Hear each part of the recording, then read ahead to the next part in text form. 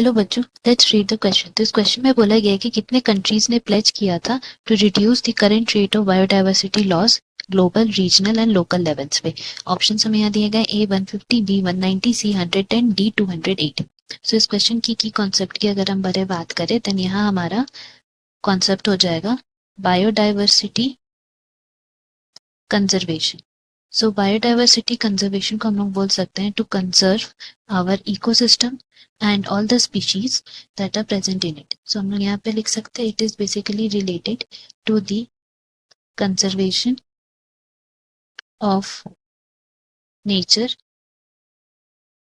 उसमें रहने वाले all the species and in all together हम लोग बोल सकते हैं हमारा इकोसिस्टम का कंजर्वेशन के लिए हम लोग बोल सकते हैं that is related to biodiversity conservation, जहाँ पे सारे हैबिटेट्स इंक्लूड रहते हैं to reduce the rate of extinction जो हो रहा है।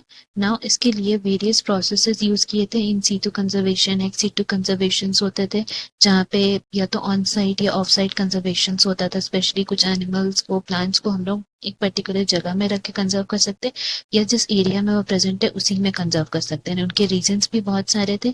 ना इनको कंजर्व करने के लिए बहुत से नेशंस ने एक साथ रिस्पॉन्सिबिलिटीज ली थी, जिसको हम लोग बोल सकते हैं एक तरह से हिस्टोरिक कन्वेंशन हुआ था on biological diversity, and this convention was held in Rio de Janeiro, जहाँ पे that was called in the year 1992 so that to take appropriate measures for conservation of biodiversity। Biodiversity conserve करने के लिए यहाँ पे बहुत से नेशंस ने आए थे, उन्होंने प्लेज लिया था एंड एक तरह से अर्थ समिट हेल्ड किया गया था। सिमिलरली इसी तरह से there was a world summit जिसको हम लोग बोल सकते हैं किसके लिए हुआ था, सस्टेनेबल डेवलपमेंट, एंड दिस जो वर्ल्ड समिट हुआ था it was held in the year 2002।